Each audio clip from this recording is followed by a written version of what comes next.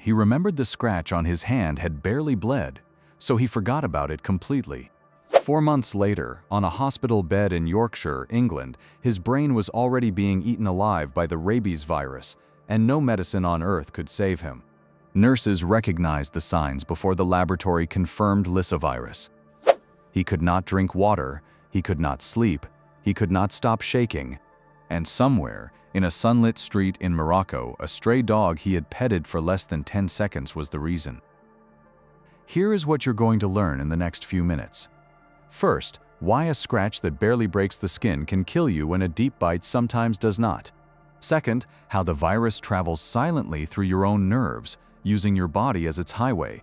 Third, why almost every person who reaches the hospital with symptoms of this disease dies within days, no matter the country, no matter the money.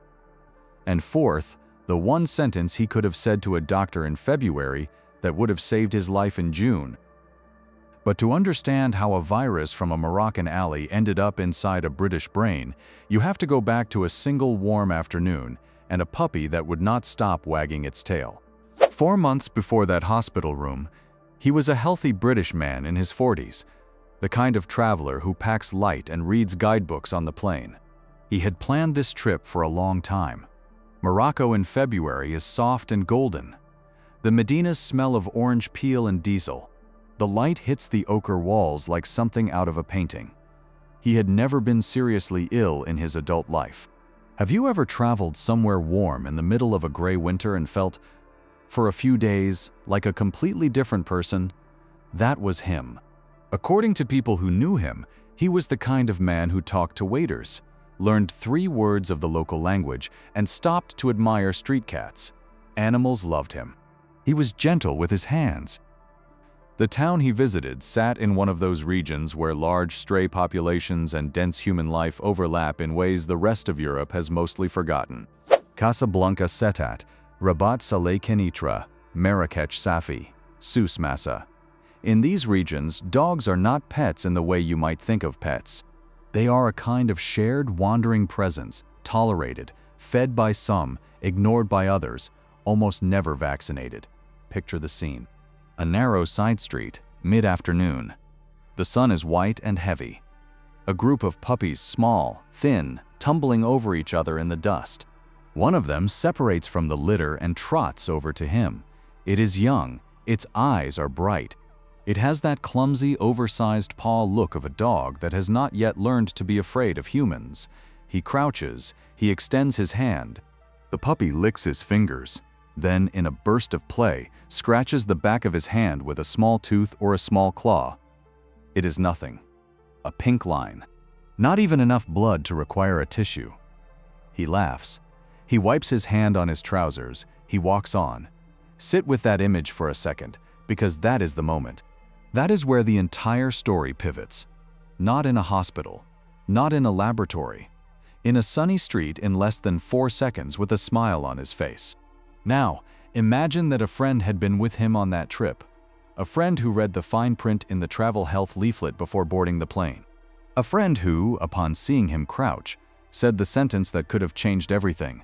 Do not touch the strays. Not even the puppies, especially not the puppies. Would you have listened? Be honest. Most people would not. Most people would have laughed and reached out anyway. He did not see the animal again. He did not report the scratch. He did not visit a clinic. He did not know that the World Health Organization has a classification system for exactly this situation.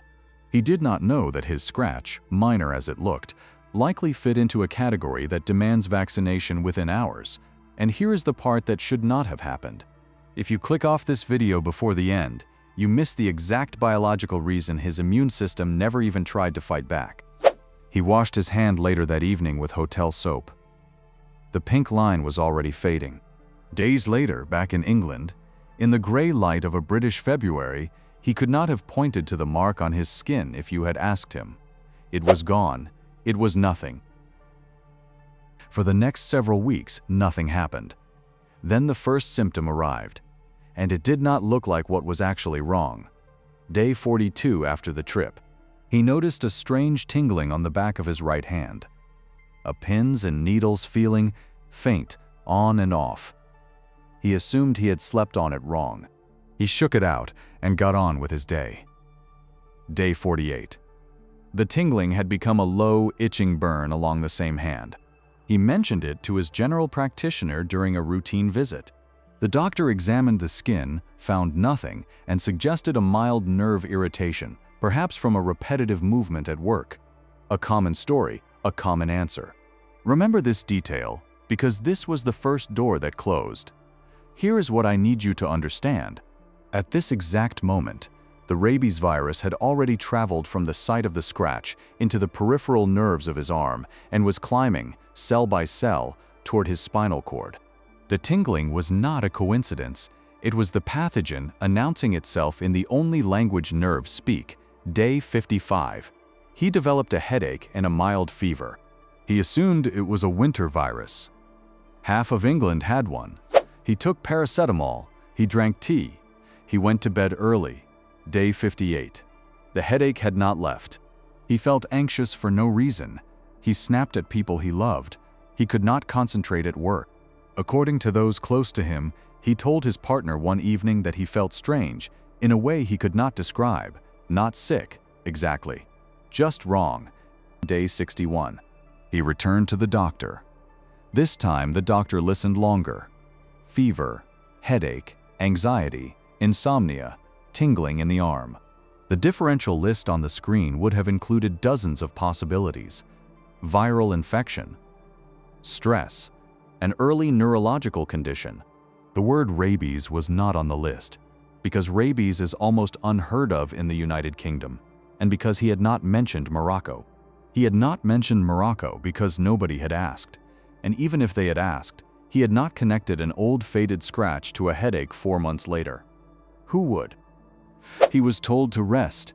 He was prescribed something mild for anxiety. The discharge note said his symptoms were consistent with a viral illness resolving. What it did not say was that a lethal virus had by then reached the base of his brain. Everyone assumed it was stress. That is not what happened. What was happening was neuroinvasion, and there is no drug on any pharmacy shelf that can reverse it. Day 64. He tried to drink a glass of water in his kitchen, and something extraordinary occurred. His throat locked. Not a cough, not a choke. A violent, involuntary spasm that made the glass jump in his hand and the water splash across the counter. He stared at the glass. He tried again. The same spasm, worse this time, accompanied by a wave of terror that seemed to come from nowhere. He put the glass down. He backed away from the sink as if it were a live wire. He did not know that this reaction has a name.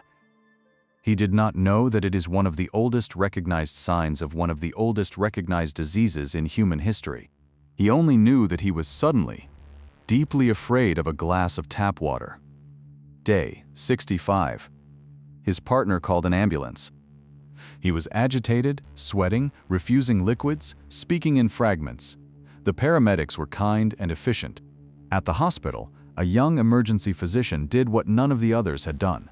She sat down, she asked him about his life, and she asked one question nobody else had asked.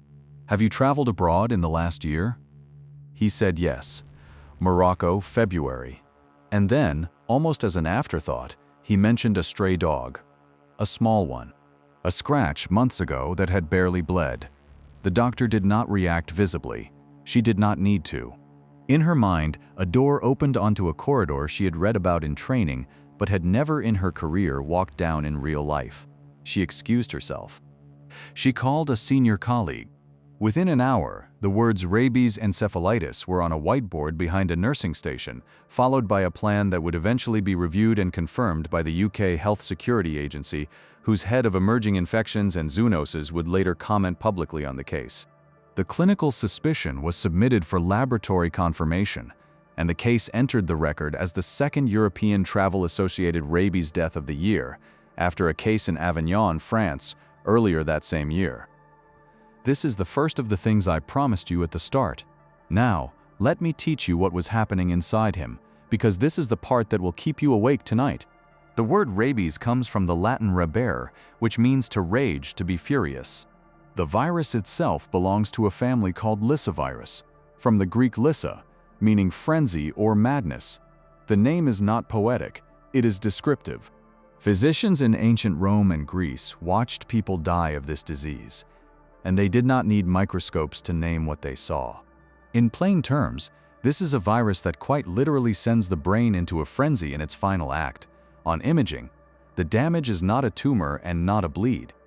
It is a slow, invisible unraveling of the tissue that makes you. Now the mechanism. The virus does not travel through blood, it travels through your own nerves. Think of it this way, imagine the nervous system as a national motorway network with millions of exits and no traffic control. When rabies enters through a scratch on the hand, it slips onto the nearest on-ramp, one of the tiny nerve endings in the skin, and begins driving in the wrong direction, toward the center. It is a slow highway. It does not speed, it does not stop. Cell by cell, it climbs from hand to forearm, forearm to shoulder, shoulder to spinal cord to brainstem. The immune system, patrolling the bloodstream, never sees it. The virus is inside the nerve fibers, hidden from every antibody the body can build. That is why he had no fever for months. That is why he felt fine. That is why every early blood test would have shown nothing. The virus was inside the wiring, not the plumbing. Once it reaches the brain, it explodes outward. It replicates in the brainstem, in the limbic system, in the areas that control swallowing, breathing, emotion, and consciousness. It also travels down into the salivary glands so that the mouth of an infected animal or an infected human becomes loaded with virus. This is not random, this is evolution. The virus is engineering its own transmission. It wants the host to bite. It wants saliva to reach the next nerve ending. And in the meantime, it makes swallowing so painful, so violently spasmodic, that saliva pools and drools, ready to spread. That is hydrophobia. The word comes from the Greek hydro, meaning water, and phobos, meaning fear. But it is not a fear in the way you fear heights or spiders. It is a physiological reflex. The virus inflames the parts of the brainstem that coordinate swallowing, so that the mere sight or thought of water triggers a violent contraction of the throat muscles. Think of it like a faulty circuit breaker that trips every time you try to turn on the tap. The patient learns within hours that water is agony, and so the patient becomes terrified of water, not because the mind invents the fear, but because the body has been rewired to punish him for trying. He had it. In his hospital bed, he could not tolerate a sip. He could not tolerate the sound of running water in the next room. He could not tolerate a draft of cool air across his face, another symptom called aerophobia, from the Greek air, meaning air. His body was being turned, cell by cell, into a machine for spreading the virus. Here is the data, and here is why it matters. Rabies causes more than 59,000 human deaths worldwide every year, most of them in Africa and Asia, and nearly 95% of those deaths occur in sub-Saharan Africa and in South and Southeast Asia. In the United Kingdom, human rabies is exceedingly rare, and yet in that same year, 2 Europeans died of rabies after visits to Morocco, too. In a country of 40 million tourists a year, that number sounds small. But compare it to something. A vaccine given within 24 hours of exposure is close to 100% effective. Once symptoms begin, survival is close to 0%. That is not a range. That is a wall. There is one more comparison I want you to hold. In the Ouarzazate region of Morocco, among local people bitten by animals, the median time from exposure to receiving the vaccine is 1 day. 1. For him, the time from exposure to any medical attention for the scratch was, effectively, never. Not because the vaccine was unavailable, because nobody, including him, knew he needed it. The lab called. The consultant read the result. He walked into the room. He looked at the family. It is rabies. There is nothing we can cure. Short sentences, low voice. No graphs, no further explanations. That is what a diagnosis of this disease sounds like in a modern hospital. It sounds like silence. The discharge summary, in effect, would say the patient was receiving palliative and supportive care. What it did not say, could not say, was that every doctor in the room already knew the ending. They had all read the same textbooks. There is no cure once the virus has crossed the blood-brain barrier. There is only comfort. The family had less than 48 hours to understand what was coming. Treatment, at this stage, is not treatment in the way you normally think of the word. Antivirals do not work. Antibodies do not reach the brain. There is one experimental approach called the Milwaukee Protocol, which involves placing the patient in a medically induced coma with ketamine and midazolam and administering antivirals such as ribavirin and amantadine. It was used successfully once in 2004 on a 15-year-old girl in Wisconsin named Gianna Gize, who had been bitten by a bat. She survived. She became famous. Hospitals around the world tried to replicate the protocol. Almost every subsequent attempt failed. Of roughly 35 patients treated with variations of the protocol, only 3 minimally documented survivors have been reported, and at least one of them, on later review, may not have had rabies at all. Current evidence does not support the Milwaukee Protocol as a reproducible cure. In practical terms, when a British hospital in that year faced a confirmed rabies encephalitis in a middle-aged man with hydrophobia already present, the protocol was not offered. It would have prolonged suffering without changing the outcome. So imagine what did happen instead. Follow the chain step by step. First, sedation to reduce agitation and the terror of the spasms. Second, careful management of secretions because the mouth fills with saliva that the patient cannot swallow. Third, control of the autonomic storm, the wild swings in blood pressure and heart rate as the brainstem loses its grip on the body's basic controls. Fourth, quiet rooms.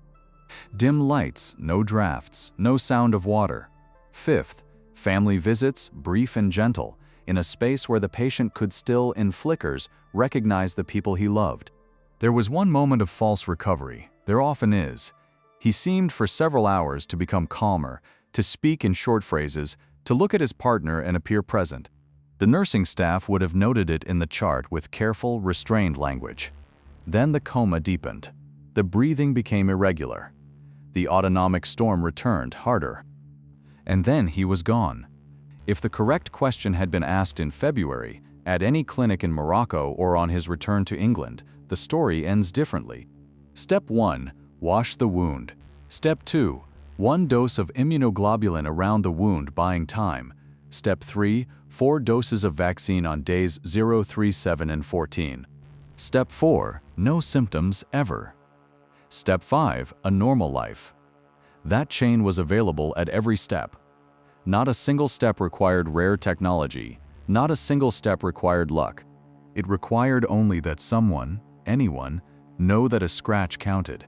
His family in the corridor were assessed and offered preventive vaccination as a precaution, because health workers in contact with him were also assessed. This is standard practice. Human-to-human transmission of rabies has never been documented in a general care setting, but the precaution is taken anyway, because the cost of being wrong is absolute.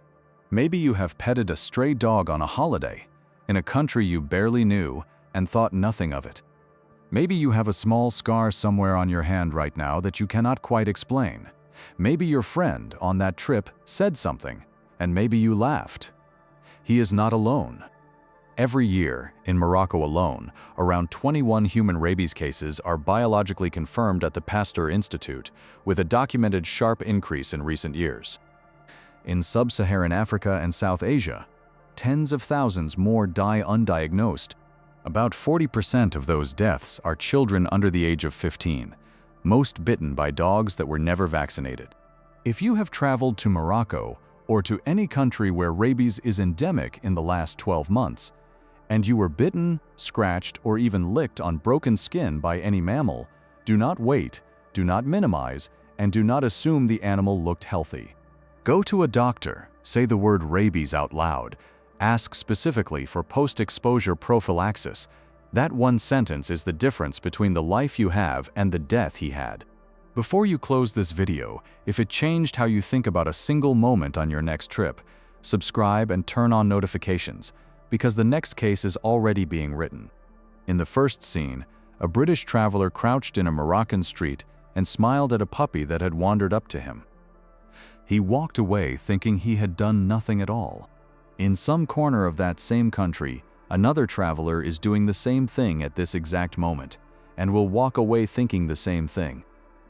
Medicine does not fail at what it does not know.